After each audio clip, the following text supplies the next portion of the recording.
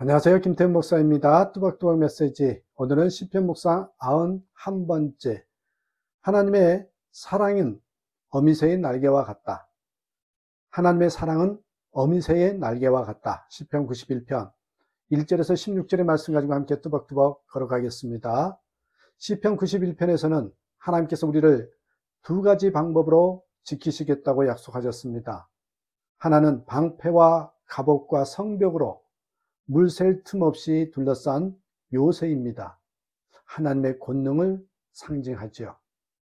또 하나는 날개 아래 새끼들을 모아 품는 어미새입니다. 하나님의 사랑을 말하고 있습니다. 4절, 주님이 그의 깃으로 너를 덮어주시고 너도 그의 날개 아래로 피할 것이니. 요새는 생각만 해도 든든합니다. 그러나 어미새의 날개는 아슬아슬해 보입니다. 그렇지만 어미새는 뜨거운 햇살이나 차가운 비바람을 고스란히 맞아가며 그 날개로 새끼들을 지켜내지요. 요새는 든든하지만 어미새의 날개는 푸근합니다. 폭풍우 속 캄캄한 밤 짐승 소리가 들리는 중에도 어미의 날개 안에 있는 새끼는 안전하면서도 행복하고 포근합니다. 하나님의 이처럼 권능과 사랑으로 우리를 지켜내시겠다고 약속하셨습니다. 우리는 이 약속이 십자가를 통하여 이루어졌음을 봅니다. 십자가는 죄를 가지고 우리를 파멸시키려는 원수 마귀의 공격 앞에서 우리의 방패와 갑옷과 성벽이 되어줍니다. 또한 낙심과 좌절에 빠졌을 때 한없는 하나님의 사랑으로 우리를 품어주는 어미새의 날개와도 같습니다. 그러므로 십자가의 은혜를 믿는 사람은 어떤 일을 만날지라도 담대하게 나는 하나님의 보호를 받고 있다. 나는 전능하신 하나님의 그늘 아래에 있다 라고 말할 수 있는 것이죠. 5절에서 9절까지 보시면 시편 기자가 고백한 것처럼 나는 밤에 찾아드는 공포를 두려워하지 않고 낮에 날아드는 화살을 무서워하지 않겠다.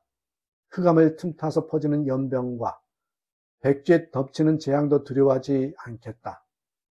왼쪽에서 1000명이 넘어지고 오른쪽에서 10,000명이 쓰러져도 재앙이 가까이 오지 못할 것이다. 내게는 어떤 불행도 찾아오지 않을 것이다.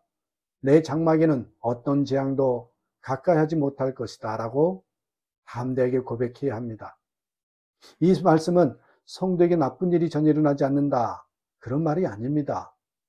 사탄은 광야에서 예수님이 시험하실 때 그런 의미에서 11절 12절을 인용했죠.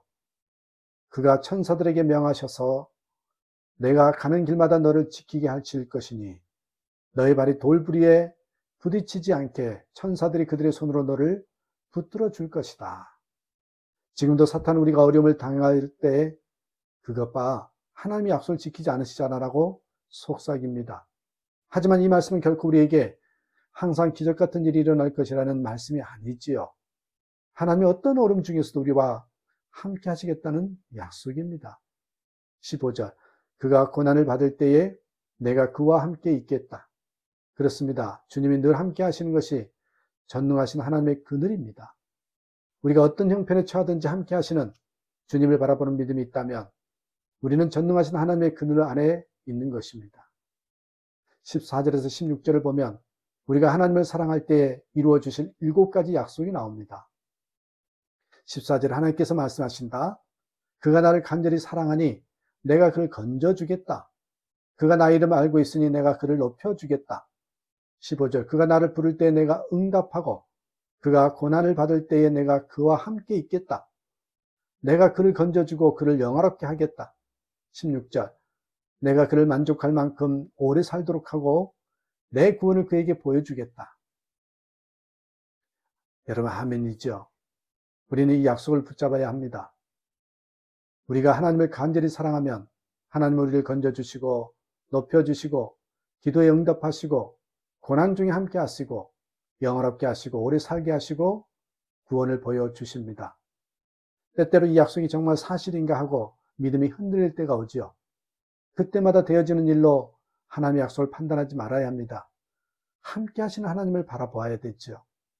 시간이 지나고 나면 결국 하나님의 말씀이 거짓이 없음을 알게 됩니다. 시편 91편 하면 생각나는 책이 전능자의 그늘입니다. 선교사 짐 엘리엇의 이야기죠. 그런 기독교 명문인 히튼 대학을 수석으로 졸업한 후에 남미의 에콰도르 선교사로 나가 당시 악명이 높았던 아쿠아 부족에게 복음을 전하려다가 1956년 1월 8일 다른 4명의 동료들과 함께 그들의 창에 찔려 순교했습니다. 당시 엘리엇의 나이는 28세였습니다. 이런 일을 당할 때마다 우리는 정말 하나님은 살아계시고 성도들을 보호하시는지 의문을 갖게 됩니다. 그러고도 전능하신 분의 그늘 아래 있다고 할 수 있을까요?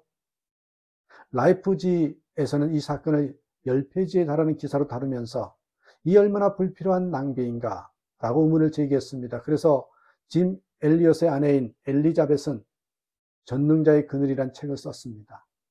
그 책에서 그녀는 라이프지의 질문에 대답을 하고 있었습니다. 낭비라뇨? 나의 남편은 온 생애를 이것을 위해 준비했던 사람입니다. 그는 자기의 책임을 수행한, 그리고 자기 목표를 달성하고 죽은 행복한 사람입니다. 엘리자벳은 짐 엘리엇의 자필일기와 각종 편지 등을 공개했습니다. 엘리엇은 대학 시절 일기에 이렇게 썼습니다. 하나님이 이 쓸모없는 나무갯비에 불을 붙여주소서, 그리고 주를 위해 타게 하소서, 나의 삶을 소멸하소서.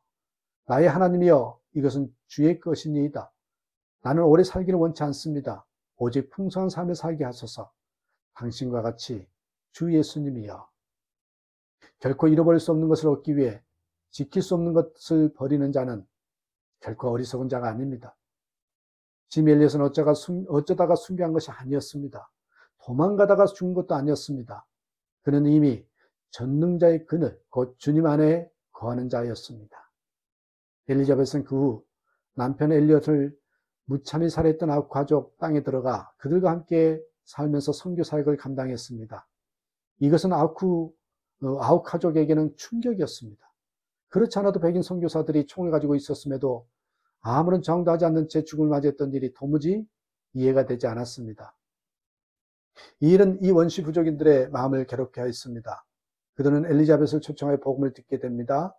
결국 아웃 가족 부족민들은 복음을 받아들였고 10년 후엔 5명의 선교사를 살해한 장본인 키모는 부족 최초의 목사가 됐고 또 한 사람이 망카이는 장로가 됩니다. 엘리엇이 순교한 지 36년 만인 92년에는 아웃 가족 언어 신약성경 봉헌 예배가 드려졌습니다. 짐 엘리엇과 4명의 젊은 선교사들 그리고 그의 가족들은 이미 전능하신 분의 그늘 아래에 살았습니다. 그래서 순교의 길을 갈 수 있었고 엄청난 선교의 열매를 거둘 수 있었던 것입니다. 이 이야기는 우리나라의 한 신실한 청년의 마음에 깊은 감동을 주었습니다. 그 청년 바보 의사 주인공인 안수현 형제입니다. 안수현 형제의 글을 모은 2번째 책, 그가 사랑한 것들에 있는 그의 일기 속에 짐 엘리엇과 내 선교사들의 허무해 보이는 죽음이 얼마나 놀라운 열매를 맺었는지에 대하여 깊은 감동을 받았음을 쓰고 있습니다. 그리고 그도 33세의 짧은 생애를 살면서 수많은 사람들에게 복음과 사랑의 씨를 심었습니다. 아름답고 홍보도 자라있던 둘째 딸을 잊고 크게 낙심에 빠졌던 호주 교민 이홍규 씨가 있습니다. 그는 더 이상 하나님의 사랑을 믿을 수 없었습니다. 그러나 어느 날 짐 엘리엇과 함께 순교했던 네이트 선교사의 아들 스티븐 세인트의 간증을 듣게 되지요. 그로부터 순교 피위의 부족 전체가 주님을 영접하게 되는 감동스러운 일에 대해 들었습니다. 그런데 그 뒤에 들려주는 스티븐 개인의 눈물 젖은 간증이 하나 더 있었습니다. 스티브의 외동딸이 20대 때 선교여행을 마치고 돌아왔다가 친구들과 함께 파티를 하던 중에 갑자기 뇌출혈이 와서 아버님의 품에 쓰러져 죽는 일이 벌어졌습니다. 어린 나이 아버지를 선교 현장에서 잃었는데 하나밖에 없는 딸마저 하나님은 스티븐 곁에서 그렇게 불려갔습니다. 그것도 선교지에서 막 들어온 귀한 노고를 축하하는 자리에서 말이지요. 말을 잊지 못하는 스티브의 애끓는 간증을 들으면서 이홍규 씨는 터져나오는 통곡을 어쩌지를 못했습니다. 그의 가슴에 맺힌 응어리가 눈물에 녹아내렸습니다. 그때 깨달았습니다. 나는 그런 일을 겪어보아 그 상심을 안다는 한마디. 그것이 같은 일을 겪은 사람들이 얼굴을 파묻고 흙을 느낄 수 있는 위안의 공간이 될 수 있다는 것을 그러면서 또 느꼈습니다. 하나님도 같은 아픔을 겪으셨다는 것을. 십자가의 예수님, 아들을 보내신 하나님, 그 아버지의 마음을 깨달은 것입니다. 그렇게 그는 잃어버렸던 주님과의 대화가 다시 회복되었고 내 이름은 아직도 이세별이란 책을 써서 극한 슬픔에 빠진 많은 사람에게 위로가 되어 주었습니다. 여러분, 하나님은 어떤 환경 속에서도 우리의 그늘이 되십니다. 그 하나님을 믿고 살아가는 저와 여러분 되시길 주님의 이름으로 축복합니다. 감사합니다.